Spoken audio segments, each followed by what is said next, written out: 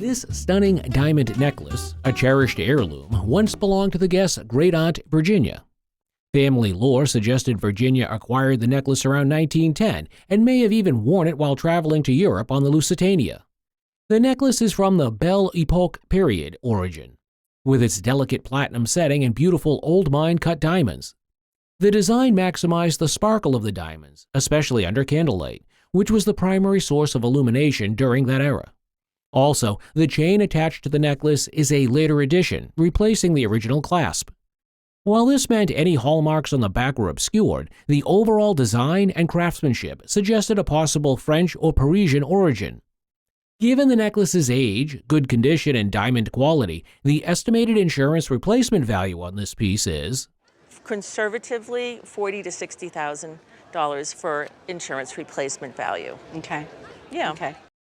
The guest presented an abstract lithograph on the show, which she received from her sister, an avid collector of modern art.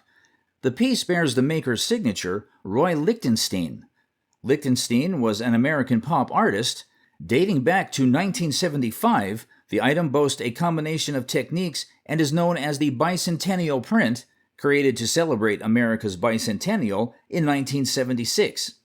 Furthermore, the print features several interesting images, such as red, white, and blue colors near the lower right corner, and a wheel, suggesting the cornice of a building. This is a mid-career work by Lichtenstein when his style was becoming looser and more abstract. Though we can discern some slight fading on the piece, its colors hold up remarkably well for a contemporary print. On a scale of 10 being the best colors, this print is in about a 7.5 to 8. So it needs to stay out of the sun. It definitely needs to stay out of the sun. The signature is very strong, if somewhat illegible. This modern piece of art exemplifies great artistry, and with its provenance, it is estimated to be worth would be in the neighborhood of about $15,000 to $20,000. Amazing. So, given to this guest by her father and warned not to dispose of it, this shell vase has been kept by her. A fine example of Victorian extravagance, the vase has a shell held up by coral and several tones of gold decoration. There is some gold in the paint, yes, but they've used other materials to bind it. Made by Royal Worcester circa 1880, this vase was a fairly expensive luxury item at the time. This particular vase is made of porcelain, as opposed to some others made during that time period, which were made with majolica. So it was a fairly popular model when they made it. Wow, it's beautiful. At retail today, this fine piece of Victorian style, with its unique design, would be valued at a retail price today would be around $400 to $600. Well, the value to me is... It's quite rare to see original drawings like this. But what's even more interesting is the painting represents the pinnacle of Danish expertise. This drawing was created by a Danish designer, Erik Magnusson. The drawing is called a cubic coffee set and was done in 1927. Because he was already a world-renowned silver designer, by Gorham in 1925 for just a brief period, 1925 to 1929. It was created to model a motif by Picasso and other expert painters. This is the artist rendering before, presumably, the coffee set was made. The coffee set was made, it was heralded by the New York Times as being the lights and the beauty of New York City, or Manhattan. The drawing is quite dramatic, given a certain appeal to its admirer. This is arguably the most magnificent piece of work done by Erik. At an auction, this masterpiece would be sold at the price of minimum of $10,000 to $15,000 in the auction market today. Wow, that's surprising. That's great. The guest inherited a beautiful Edwardian necklace from her grandmother. The necklace features a stunning 14-karat pink topaz, an exceptional size for this gemstone. Sometimes referred to as a Kleileman topaz for its deep pink color, the stone is a real showstopper. The necklace also boasts a surrounding halo of old mine diamonds and a strand of natural pearls. The design philosophy is less is more, where the focus is on the quality of the gemstones rather than the abundance of diamonds or metal. The necklace also included an interesting historical detail, the initials BBB, which upon inspection turned out to be the hallmark of Bailey, Banks, and Biddle. They are a prestigious Philadelphia jewelry company established in 1832. They were known as the Tiffany of Philadelphia. While the guest previously had the necklace appraised at $10,000, considering the exceptional pink topaz, the old mine diamonds, natural pearls, and the historical significance of the jeweler, the estimated auction value is A piece like this would be $30,000 to $50,000. I see.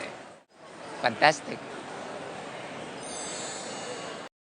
The guest brought in a watch that belonged to the founder of the college. It is believed that it is one of the most important surviving possessions of the founder. The watch is a Dublin-made lever escapement watch with a harp symbol indicating Irish origin. The hallmarks on the watch suggest it was made in Chester, England in 1814. It also has a signature inside, which is of McMaster of Dublin. The watch is a curiosity because the lever escapement was invented in Liverpool and Chester was the appropriate marking office. This suggests the watch was made by a Dublin watchmaker who may have been a traveling salesman. While the watch isn't something the founder likely acquired new, it is believed that he might have received it as a form of bad debt. The founder was known for being strict about people paying their bills. Despite the unknown history, the watch itself is valuable due to its age, the unusual escapement mechanism, and the gold case. It is estimated to be worth, one would say that it was probably worth something around about £700 or £800. This is an absolutely surreal engraving. It looks so realistic and yet so detailed, it must have been done by a master artist. Luckily, it was crafted by Giorgio Gizzi. He was the patriarch of a family of engravers out of Mantua in central Italy, who was known as the Renaissance master of Italy because of his superior engravings. The engraving was made after a painting by another expert called Angelo Bronzino. Angelo's painting style was quite unique and appealing to many people. This painting is quite famous for its creators, who were highly revered by many painters. Because of the beauty of this item, it would retail at the price of, at auction, for between $15,000 and $20,000. Oh my God. And I wouldn't be surprised if it sold for more. I think Are that's you conservative. serious? The guest brought in a delightful piece of pop culture history. 3 chipmunk puppets, Alvin, Simon, and Theodore. They were created by the father-in-law of the guest, who himself had performed with them on iconic shows like The Ed Sullivan Show and American Bandstand. They held great significance, having been created by Ross Bagdasarian, stage name Dave Seville. They were not only puppets, but also the first animated singing group to achieve chart-topping success with their hit Witch Doctor, better known as the Chipmunk Song. Despite the niche market for puppets in general, the cultural importance of these particular puppets cannot be overemphasized.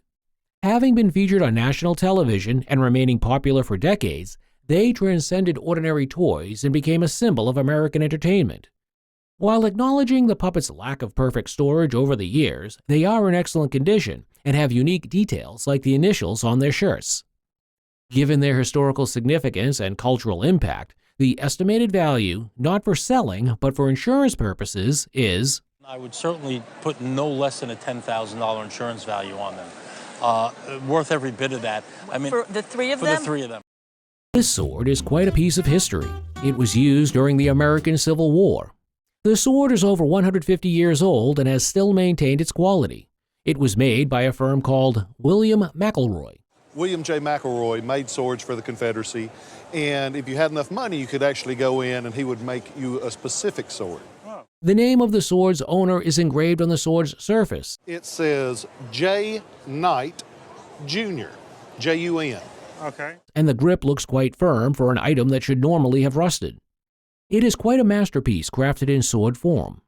At a suitable auction, this Civil War sword would fetch the price of, The sword today would retail for about $10,000. Really? Wow. Have you ever seen such a fascinating piece of history? What we have here is a National Republican chart from the 1860 presidential campaign. This informative chart, published by H.H. Lloyd shortly after Abraham Lincoln's nomination, wasn't a typical campaign poster, but rather a commercially produced piece. There is a lot of historical context surrounding this chart, especially the central issue of slavery and its expansion westward. The chart visually depicted the free states, slave states, and the disputed territories in question, making a clear statement against the spread of slavery. The chart's significance stemmed from its direct connection to a pivotal moment in American history. Very few such charts still exist in such good condition today, perhaps less than 100 worldwide. The fact that the guest's chart had been professionally conserved to maintain its stability further increased its value. Considering its rarity, historical importance, and excellent condition, the estimated retail value of the chart is remarkable. I would expect this to have a value of about $14,000. I had no idea. Yeah. Oh, that's wonderful. Purchased for his daughter, who desired to learn piano lessons, this guest is on the show with an old guitar for appraisal. He acquired it for $800 at the time. It is a Gibson L7 guitar from the 1940s. This guitar is very original with all parts intact. Also, the strings are in good condition and it comes with its original case, and a retail price would be... I would put it somewhere between $3,500 and $4,500. Gosh. A piece inherited from her mother, purchased by her grandmother in the early 1950s, is brought in by the guest. The painting was bought during an exhibition from the artist whose name is on the painting as E.M. Floyd. E.M. Floyd was known as a China painter, which was uncommon at the time, but she had great talents. However, the original painting is in Paris, hanging in the Musée d'Orsay, and was painted by one of the well-known French academic painters in the 19th century by the name William Bouguereau-Moreau. The original painting was larger than the one presented and was called L'Assault in French, which means on the painting, the central figure, which represents the youth, is being assaulted. It is a celebrated painting in the French academic tradition. Hence, this decorative painting on porcelain, done in a semi-amateur manner, would not sell well in the market, but a fair insurance value would be. And I think if we were to put an insurance value on it, we'd have to go as high as $2,500. I think so too. Thank you very much. And I'm expecting the Louvre to call me at any time and say, please send it, and I'll say you may borrow it. This scrimshaw tooth is a cherished family heirloom of our guest today. It has been in his family since the early 1900s. In 1920, my great-grandfather received this from a hobo that he'd helped out. Engraved on the tooth is a picture of the ship Francis, which was commissioned in 1826 and sank in 1854.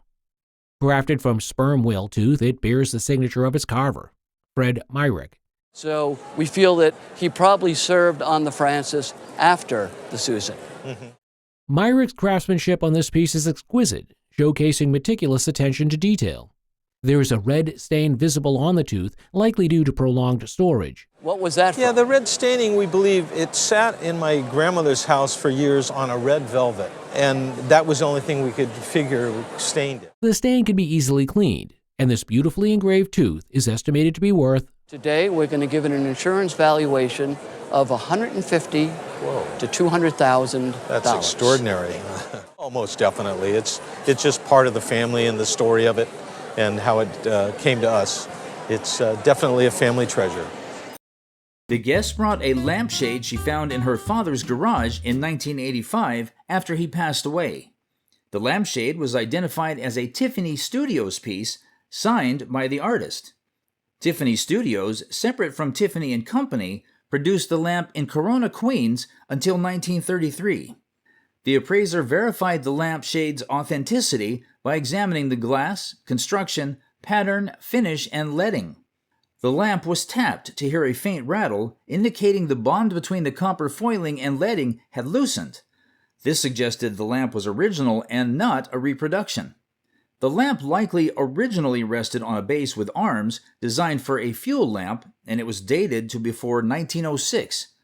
The appraiser's expertise and careful examination revealed the lampshade's significant value and history and was estimated at... This could sell for between $25,000 and $30,000. You're kidding. Not at all. I'm not kidding. Quite a peculiar-looking and compact table, it was given to this guest by a very close friend of hers.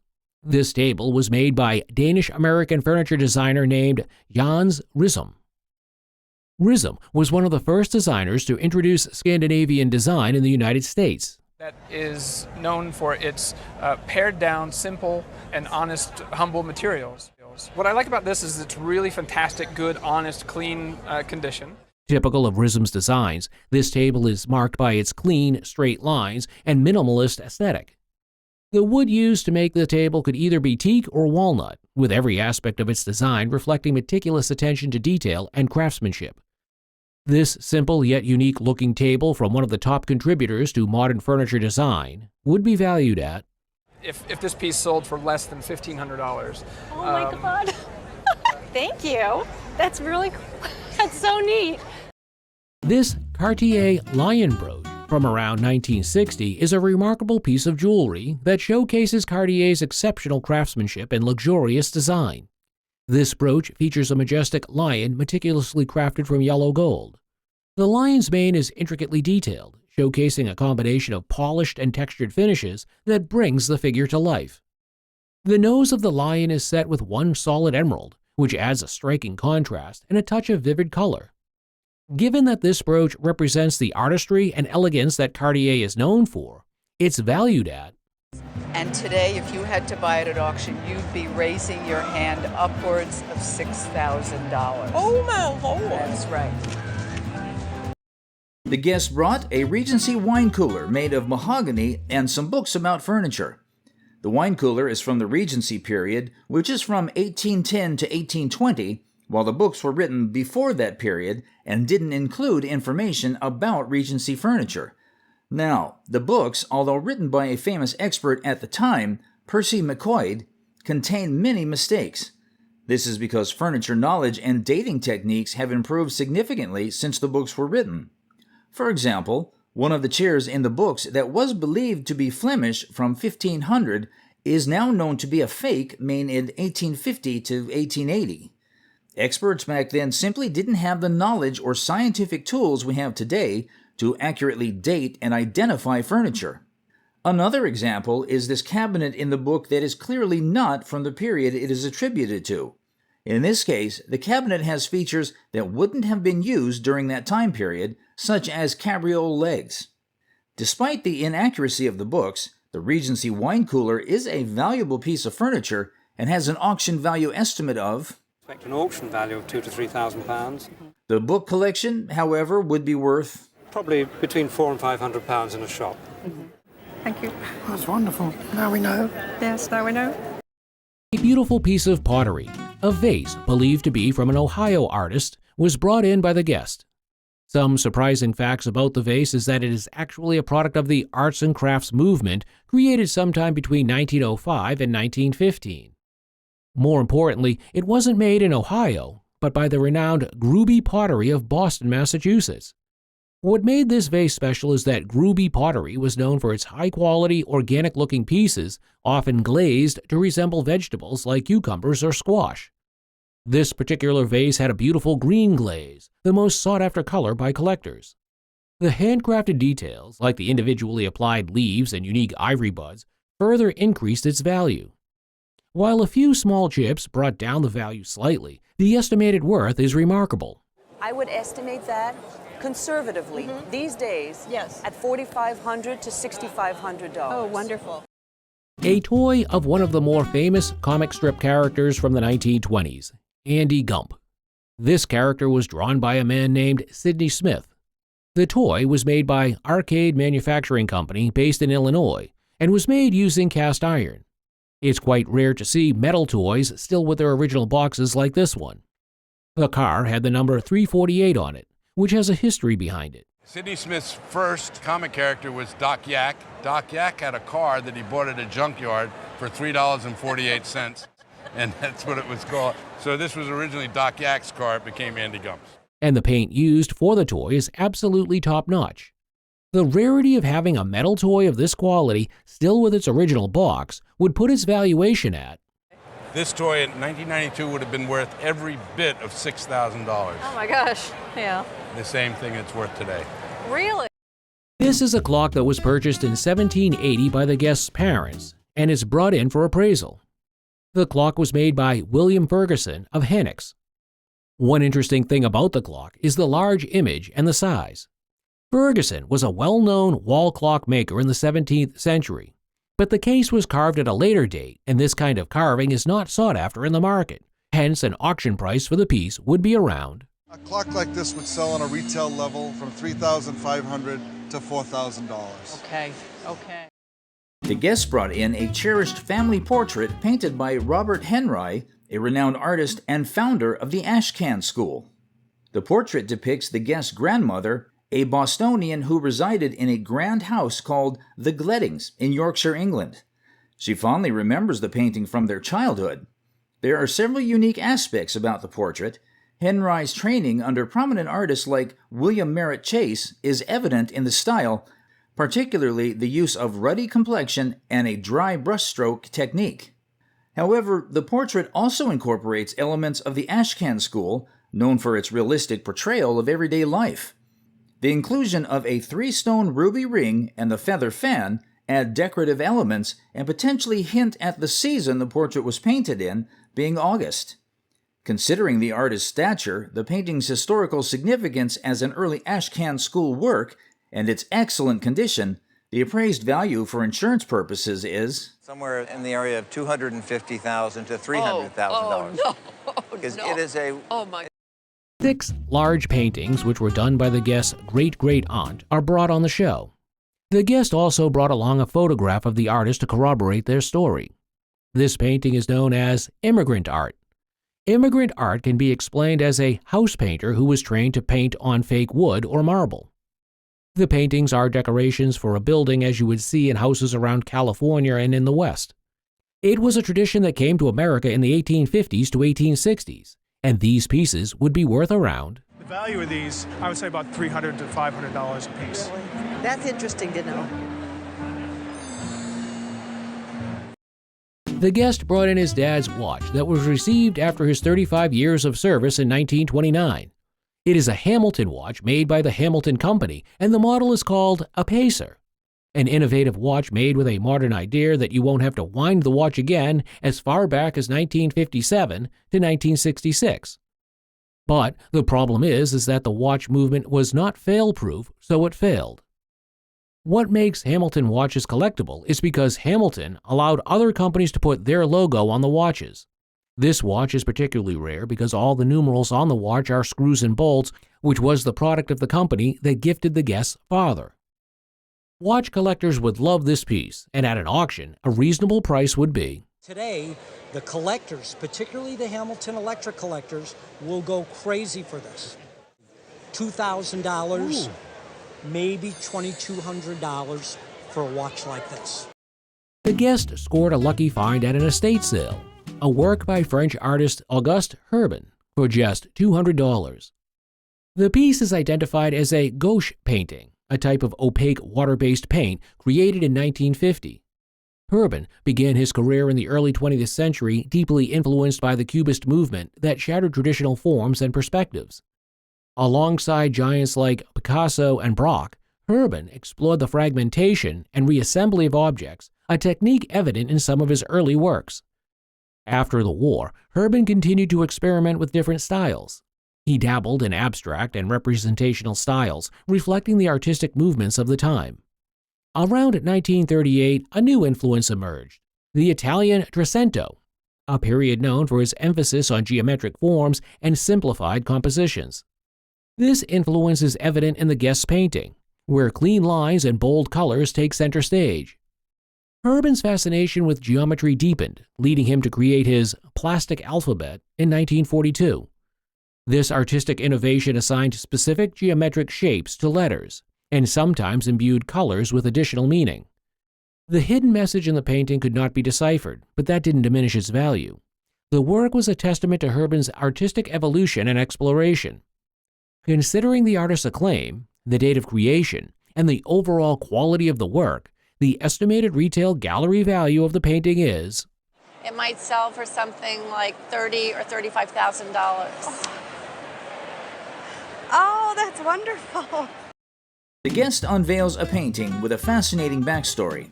She shares how her husband, then a teenager on a trip to France with his family in 1937, purchased the piece for a mere $30. The piece was done by the artist Émile Auton-Frieze, a prominent figure in the Fauve movement. Fauvism was an artistic movement known for its vibrant colors and bold brushstrokes, often shocking audiences with its unconventional style. Frieze was a contemporary of famous artists like Matisse and Derain, although considered part of a secondary group within the movement. His most sought-after works date from the earlier Fauve period. The painting presented here is believed to be a later work, possibly created around the time it was purchased in 1937. While not an example of Friez's peak Fauve style, it reflects his shift towards a more traditional approach, drawing inspiration from old masters. Despite being a later work, it is a beautiful representation of Friez's mature style. Considering the artist's reputation, the painting's originality, and its good condition, the estimated auction value is to be somewhere in the $8,000 to $12,000 range. Oh, how wonderful! Acquired about 20 years ago at a flea market for $20, this Damatisi cup and saucer are brought in for appraisal. The guest loved collecting Damatisi items, hence she got this cup and saucer, which are from the White Star Line, a British shipping company. After seeing the movie Titanic, where she saw flashes of this dinnerware, she concluded it was worth more. There are numbers at the bottom of each piece referring to the British registration system, and the date of manufacture is 1906. Most British ships had china with this pattern, but this particular pattern is known as Westero pattern, and it's possible it was on the Titanic. Another thing to note is that this piece comes in different variations and sizes, which determines the price. At an auction, this dinnerware would be worth about, for the cup and saucer, at auction, we're looking at $500 to $700. So not bad for a $20 No, purchase. I think so. I think that's very nice to know. This guest invested heavily in this antique jewelry set. These are some antique jade pieces that were acquired in about the last 12 years. They were bought from auctions, investing with a family member. Buying the jade pieces at an auction for a total of $11,000. Consisting of a necklace, earrings, and a ring made of uniquely consistent jade, the set is quite remarkable. The necklace, made of carved jade balls and jade rings interconnected by gold wirework links, probably dates from around the 1930s and 40s, showing little variegation. Featuring jadeite cabochons and diamonds, the earrings are elegant. Similarly, the jade ring consists of cabochon jade with diamonds set in a yellow gold. With an uneven jade stone, typical of old mine jade material, the ring is particularly unique. They were cutting the stone not for a specific shape, but they were cutting it for the color that was existing in the piece. So we know that the jade is actually much older than this mounting is. Showcasing great craftsmanship, the necklace is a consistent piece of jade, and its value in the market is estimated at... You'd be looking at somewhere around $7,000. Oh, okay. The earrings, with one jade slightly darker than the other, at auction would be worth... around $8,000 or $9,000. Wow. In addition to its masterfully crafted features, the uneven cabochon on the jade ring makes it a rare and early stone, contributing to its estimated market price of $15,000 to $20,000. Wow. So this is the best piece you've got. It also is the prettiest, and it's a really beautiful piece of jade. Thank you. The guest's father, a German immigrant and art lover, collected the art that appealed to him. After moving to the U.S. during the war, he collected this piece of Maurice Utrillo, which the guest has owned for over 30 years. The appraiser detailed Utrillo's life, mentioning his painter mother, Suzanne Valadon, and his struggles with illness and alcoholism. The painting was notably signed by Maurice Utrillo at the bottom, adding an authentic touch to the artwork's overall value and provenance. Utrillo, who had no formal training, often painted Paris scenes from his window during the 1930s. The painting featured Montmartre and the Galette in the background, and the appraiser noted that these scenes remain prevalent in Montmartre today, highlighting the authenticity and timelessness of Utrillo's work. The appraiser praised the finesse and detailing of the painting, noting the French flag at the top and the figures ascending the alleyway. It was an oil painting, evident from the thumbtack marks where Utrillo would pin the paper to a board while he worked on it. The appraised artwork, an oil on paper from the James Vignon Gallery in Los Angeles, was estimated between I think that this would bring at auction somewhere in the neighborhood of $80,000 to $120,000. This magnificent work of sculpture was done by a famous artist. The artist in question is particularly famous for his work on Mount Rushmore, Gutzon Berglund. This piece was exhibited at the St. Louis Exposition of 1904. The sculpture is of the final emperor of the Julio-Claudian dynasty, Nero. It's maybe a different image than most folks know of Nero. As a regal emperor That's true. ruling his domain. Right. And is duly signed and dated by Borglum. Cast in bronze, it is hard to know how many of these pieces were created, as it was never documented. The actual archives of the Roman bronze works are at the Ammon-Carter Museum, and you might be able to contact them. They have the records. The piece has some greening on it due to corrosion, which is advised to be checked by professional conservators. Although it is not one of the works one would typically associate with Borglum, it is nonetheless of a historical figure, and in a gallery setting would be valued at in the $6,000 to $8,000 price range. Right. That's wonderful. The guest brought a set of boxes that she had acquired from her brother. The items were identified as snuff boxes due to their attractiveness. The boxes featured a type of enamel called guilloche, creating a silk-like appearance. The appraiser explained that the enamel layers over the engraved surface patterns create varying light and dark effects. These boxes had Austrian hallmarks dating them to around 1800 to 1820. Additionally, another series of marks indicated that they were imported into France. The boxes were considered highly collectible due to their enameling and historical context. The third box, featuring an enamel portrait of Napoleon, was identified as a jewel box. Based on desirability, the value suggested was, at auction, if these were going to come up for auction, I would imagine that these would have a pre-sale estimate of between $2,500 and $3,500 a piece. Okay. This charming Santa Claus figure has a bit of a story to it. It was originally purchased by this young guest's father and then given to him. The toy was made by Hubley, a renowned toy manufacturer known for their cast iron toys. Featuring the classic galloping reindeer, the toy is in excellent original condition. Though to untrained eyes it might look like it has been repainted, it remains untouched, which is quite rare. Well, it's kind of odd when you find something so perfect that it looks like it's been repainted. Wow. Manufactured in Lancaster, Pennsylvania during the 1920s and 30s, this piece is a true gem. Despite minor flakes and chips, it's one of the finest examples of Hubley's toys out there. At auction, this delightful Santa Claus toy would be valued at between $3,000 and $4,000. This would bring at auction. He will be so pleased. This piece has been in the guest family for over 100 years now. An Asian piece from the great samurai country of Japan. Even the figure sitting on the tiger has samurai swords, depicting its origins. That's a Japanese robe, not a Chinese robe. The tiger part of the piece has typical features of Japanese tigers. Complete with the fierce look, the popping eyes. The eyes on the tiger are what is referred to as decorated in enamels over a biscuit, which is unglazed. From the Meiji period, which is from about 1868 to 1880, this figure really has stood the test of time. The figure is perfectly detailed and still in good condition. Even the sandals that he's wearing are perfectly detailed.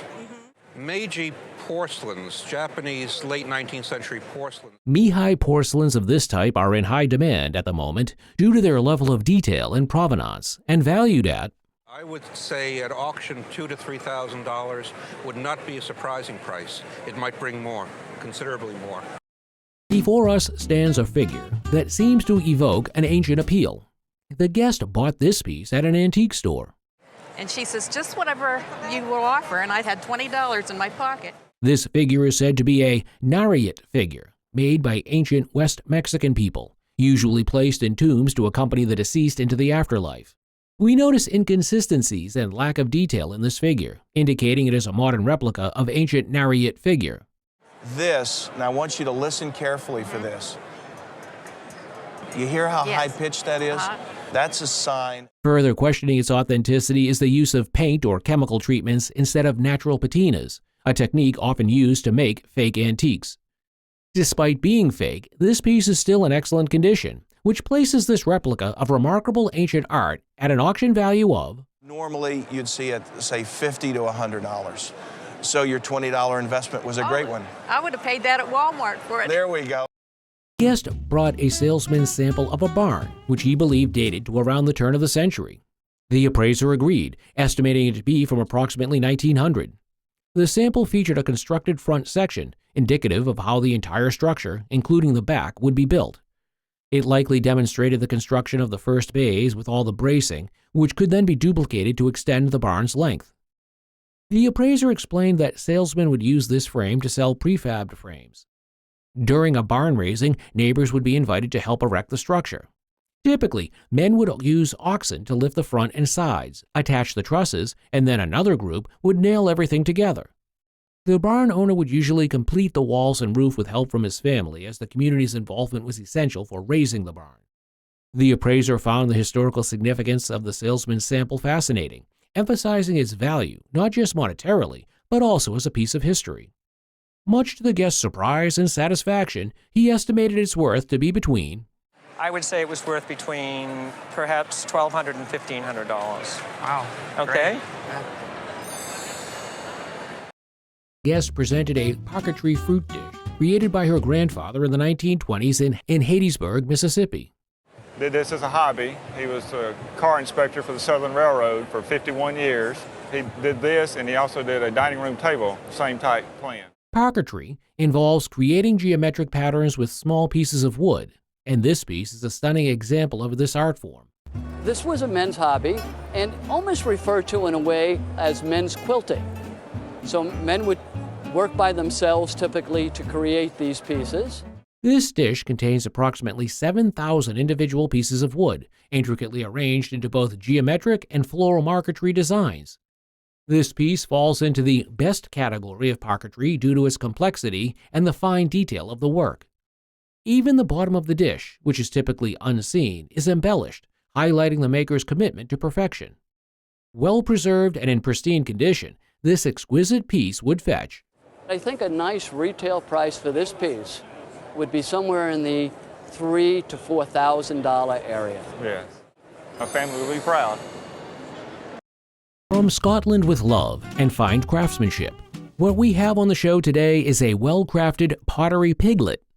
This fine work of Scottish pottery was made on the east coast of Scotland, and it was commissioned by Wemyss Pottery in Fifeshire by the firm of Robert Heron and Son, otherwise known as Wemyss Pottery. The figure painted on the piglet is most certainly either one of the two South African protagonists during the Boer War. The Boer War was one of England's skirmishes in the colonies that we had between about 1899 and 1902.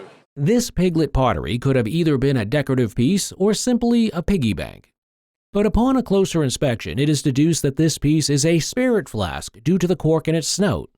A really rare piece. For it to sell at its best price, it would need to be sold in Scotland, in the region of possibly fetch between $3,000 and $3,500.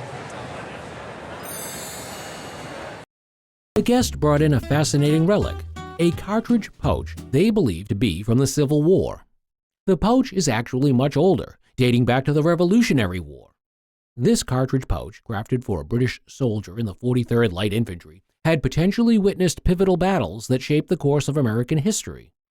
It is still in exceptional condition, and it has survived over 2 centuries with nearly all its original components intact, including the leather shoulder sling, the cleaning pick hook used to clear musket barrels, the brass plate emblazoned with the designation 43rd Light Infantry, the red cloth backing that added a touch of color, the solid wooden block that provided structure, the closure tab that ensured the pouch remained shut, and even the metal finial at the bottom. Finding all these elements together in such good condition was incredibly rare, making the pouch a true collector's prize. While a Civil War cartridge pouch might fetch around $1,500, the Revolutionary War provenance and excellent condition of this item skyrocketed its value to a staggering. This one on today's market would retail for between $20,000 and $25,000. My Lord. A fascinating collection of Civil War photographs, originally part of a larger set of 35 to 36 images, has been brought to light.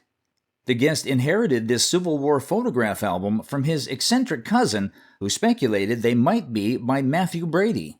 These photographs were taken by Andrew J. Russell, the official photographer for the Union Army's Military Railroad.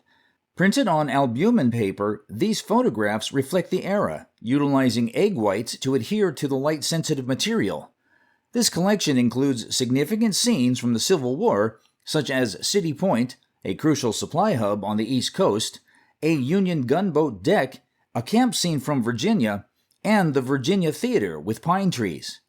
The thickness of the albumen paper indicates that the photographs were printed after the Civil War, likely in the 1880s. That these photographs were probably made sometime after the Civil War, because the Civil War albumen paper was very, very thin. Such a pristine condition and remarkable tonality increased the collection's auction value to, I would think that $15,000 would be a decent price for the group. Wow. The guest displayed a set of silverware that he acquired from his mother. The items originally belonged to Vita Jacks, the daughter of David Jacks. The guest shared information about David Jacks, the largest landowner in Monterey County. The silver pieces were identified as being crafted by George Jensen, a prominent Copenhagen silversmith. The appraiser noted that Jensen had been renowned for his high-quality work since the early 1900s. The pieces, dating to around 1920, included a coffee pot, teapot, creamer, and covered sugar bowl, with additional pieces. The remarkable set featured Queen Anne influences and a unique handle placed at a 90-degree angle to the spout. Given the historical context, the appraised value for the full set was the insurance value for what we have on the table here, the 4 pieces, would be somewhere in the $17,500 range. Wow, that's great. Yeah. This dragonfly pin carries a story that dates back to the 18th century. The guest's husband purchased it for her at an auction 55 years ago. Interestingly, the dragonfly's wings are mounted on springs, allowing them to move and mimic the fluttering of a real dragonfly. And this piece is a stunning example of Art Nouveau jewelry, featuring transparent enamel. And they were worn up on the shoulder. They would pin it right on the shoulder. That's exactly where I wore it. Yeah, that's where you wore it. I know you bought dresses just the right color to match this jewel. Additionally, the wings are outlined with rose-cut diamonds set in silver. The pin also showcases a blue stone at the top and green enameled eyes.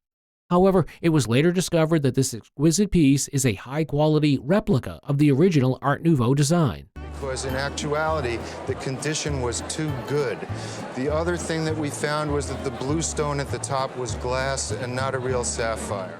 At auction, this beautifully adorned dragonfly pin replica would fetch a significant value of easily fetch about $3,000 to $5,000 as a copy.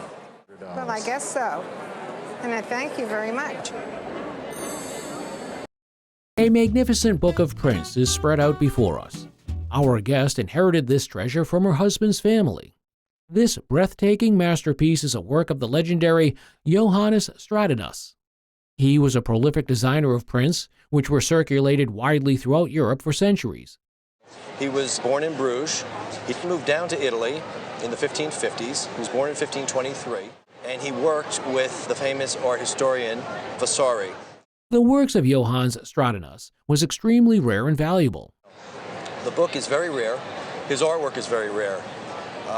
There's 104 of these wonderful engravings. This remarkable print is a first edition, published in 1578.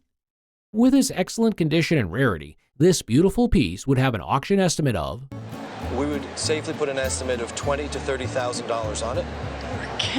I hear them say you're kidding all the time on the program. We're not kidding. We don't. Metal is not just a material. It can be a canvas for artistry and history. The appraiser examined an exquisite pistol brought in by a guest. The guest explained that he had inherited the pistol from his stepfather, who had received it as a gift from a business partner, but later lost interest in it. The guest took an interest in the pistol around the age of 17 or 18, during which he accidentally damaged it while dry firing, necessitating repairs. The appraiser confirmed the authenticity and exceptional quality of the piece. He identified it as an Italian presentation pistol from Turin, likely dating back to the 1770s or 1780s. He praised its high quality, pointing out the gold at the muzzle, the detailed gold work, and the Turin proof marks. The appraiser also noted the superb silver inlay work and a striking lion mask adorned with gilt. While examining the condition of the pistol, the appraiser said, "If this came onto the auction market, £15,000 to £20,000. A very dear friend of theirs had passed away several years ago, and his wife decided that they would be the best caretakers of his cherished chair. The guest believed the chair to be around 90 years old, considering that their friend would have turned 90 in March. The appraiser revealed that the chair was actually much older than expected.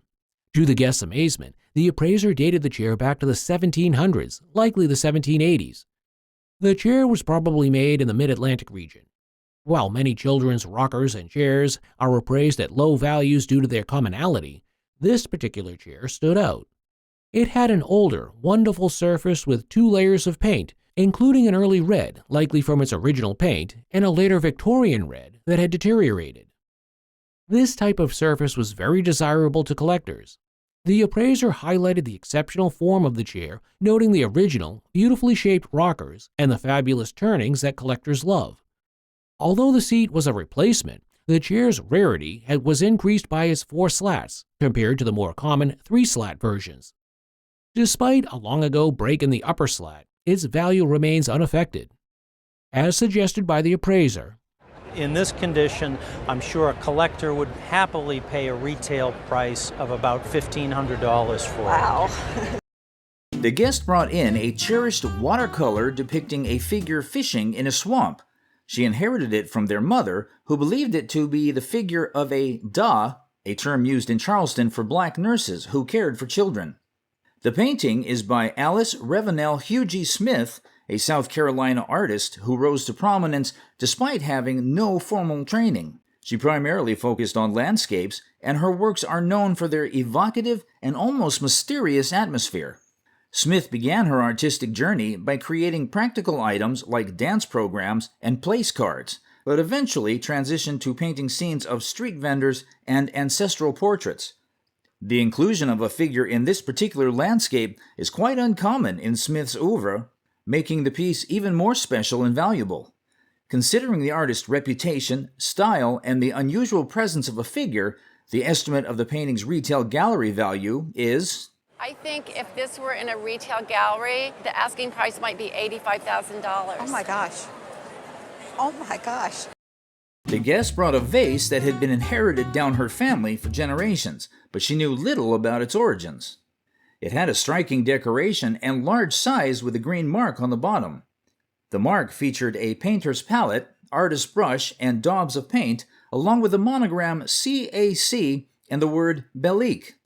While Bellique often referred to Irish ceramics, this vase was actually made by Lenox in the United States. The Ceramic Art Company was an early name for Lenox, which was established in 1889. The mark on the vase dated it between 1894 and 1906, making it a rare and early piece. The vase features a bold, bright, painted pattern that was popular at the time. It was suspected that the vase was factory painted, but it may have been painted outside the factory. The appraiser estimated this early Lenox vase at... This vase would probably be worth between $800 and $1,200, which is quite a lot of money for this sort of thing. The guest and her husband purchased the vase about 30 years ago in Seattle at an estate sale. They thought it was beautiful but weren't sure if it was authentic Tiffany piece due to its large size. The vase was a Favrile vase, made using a technique where the design is created by pulling off hot glass and tooling it while it's still molten. The appraiser explained that the mark on the side was likely a byproduct of the glass-making process. The guest had concerns about the vase being a fake, but the appraiser assured her it's a genuine Tiffany. The mark on the bottom read Louis Tiffany, confirming its authenticity. The vase dated back to the early 1900s, and it was a beautiful example of Art Nouveau design. This valuable and authentic piece of Tiffany glass, due to its beauty and historical significance, was retailed at... Well, I would say in a retail store in New York, you could easily expect a price of $8,000 to $10,000 on the vase. Wow. Wow. The modeling of this sculpture shows the artist's innovative carving skills. This piece is a sensational 1917 bronze sculpture by Daniel Chester French, who was an American sculptor of the late 19th and early 20th centuries. The initials DCF on the piece identify this bronze sculpture as the work of French. Known for iconic public commissions like the Minuteman statue in Concord, Massachusetts, and the Abraham Lincoln Monument in Washington, D.C., French's works are highly esteemed. This particular sculpture, a beautifully modeled female nude, is unusual for French, who is more recognized for his monumental public pieces. Despite its rarity among his typical subjects, the sculpture showcases his exceptional skill. In today's market, this bronze sculpture by French is valued at. The current auction value for this would probably be in the $5,000 to $7,000 range. That's great. What you are looking at here is a unique and intriguing piece of art, a painting by the legendary musician Frank Zappa. This wasn't just any painting, it was a work created during Zappa's junior college years, making it a very rare early glimpse into his artistic talent. It's a fascinating imagery of an orchestra and possibly an opera scene, hinting at Zappa's future musical career, known for its theatrical and complex arrangements. This piece held immense significance because it was not only an early artwork by a beloved musician, but it was also believed to be the very first piece of Zappa's art ever encountered by the appraiser in their 30 years of experience.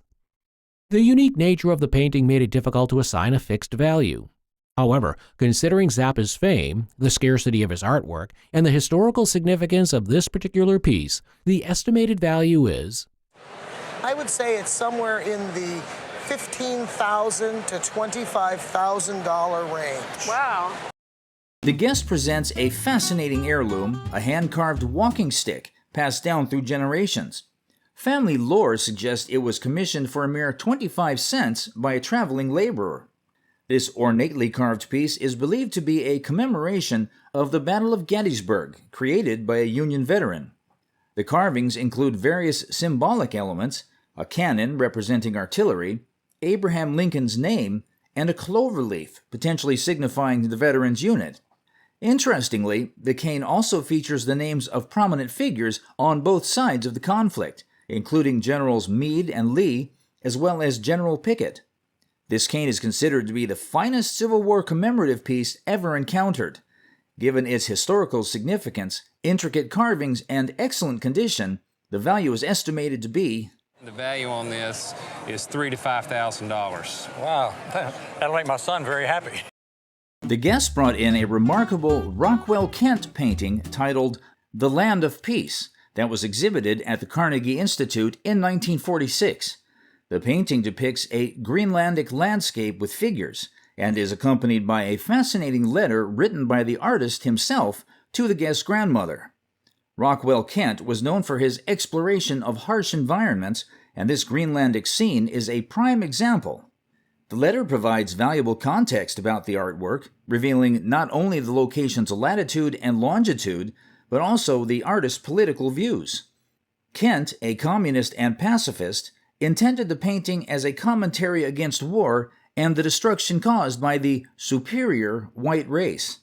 The presence of the figures, unusual for Kent's work, underscores this message. The painting itself is in excellent condition and is considered a top-shelf example of Rockwell Kent's work.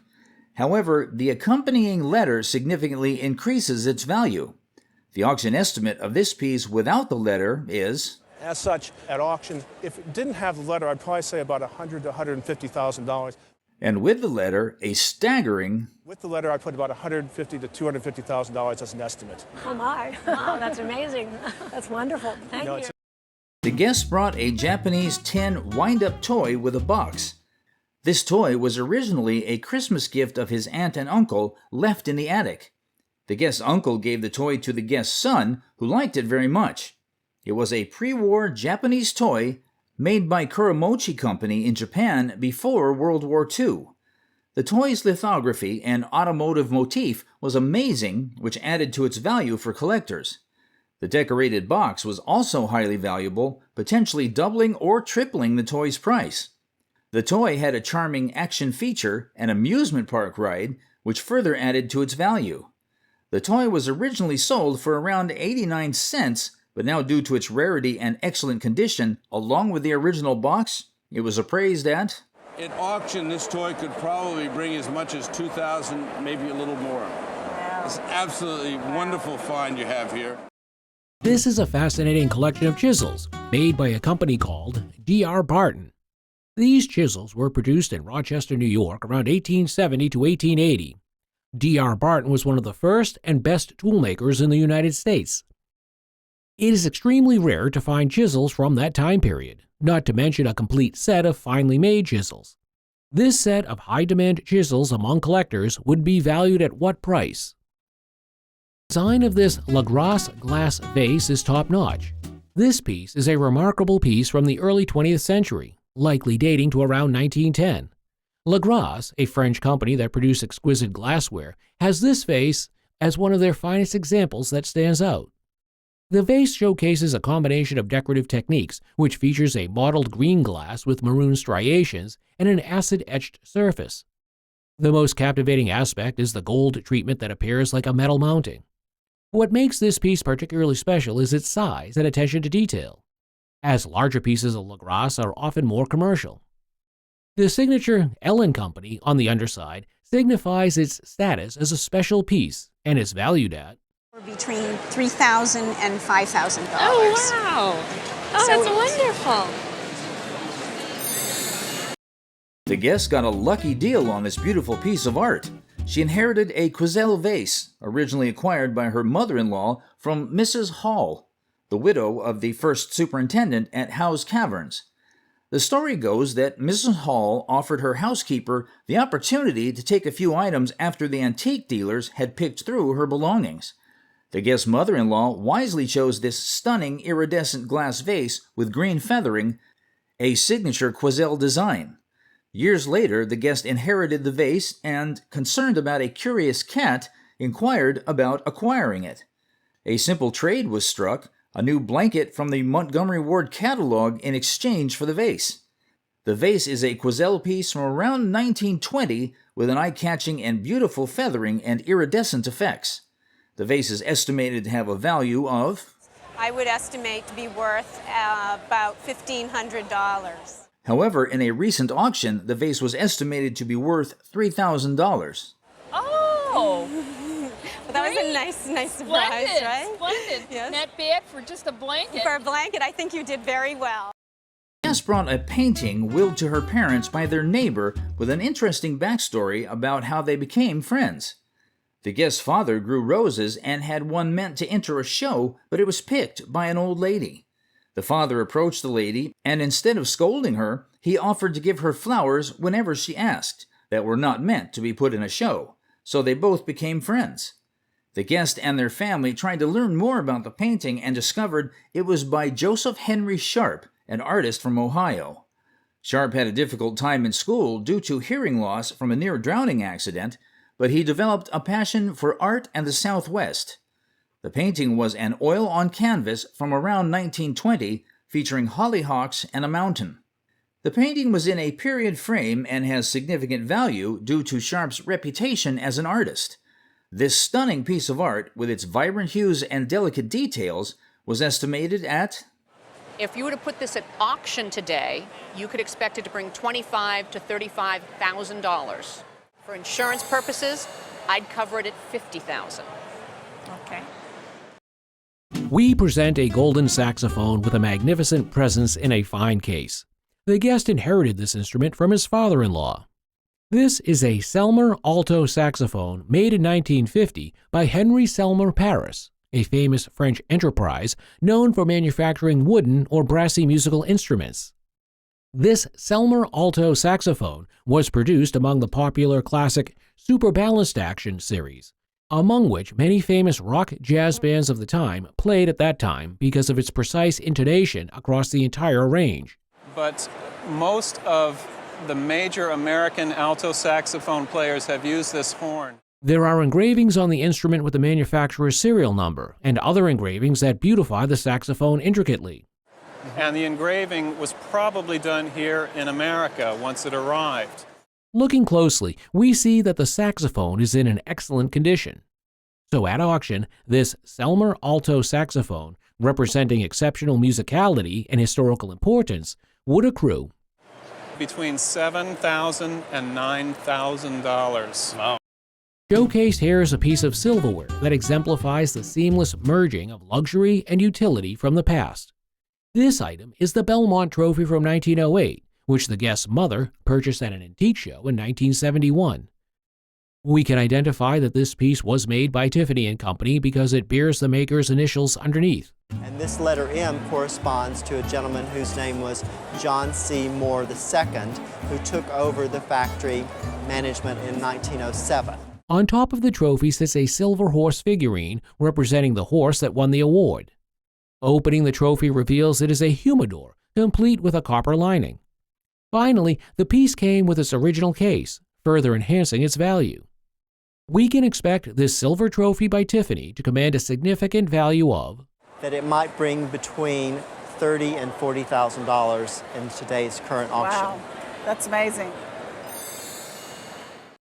Guest brought in a brooch that was commissioned by his grandfather for his grandmother, possibly to commemorate the birth of his father. The brooch was made by E. Jacquard, a respected jeweler in St. Louis, Missouri, in 1900. The guest also brought in the original sketch and bill of sale for the piece. The appraiser was impressed by the brooch's unique features, including multiple colored diamonds and a triangular diamond, which was rare for the time period. The guest shared a family story that the diamonds were smuggled out of France during the French Revolution and were obtained by the jeweler. The Jacquard family was of Huguenot descent, which may lend credibility to the family story. The value of this exotic family heirloom with rich history was estimated at... Well, in today's market, if this item were to come up for sale at auction, I would put a value on this at $25,000 to $35,000. Oh, wow. It's a substantial price, plus I would say somewhere around $40,000 to $45,000 as an insurance value. Yeah. Well, it's always been the sort of the good luck talisman of our family, so it's not going anywhere.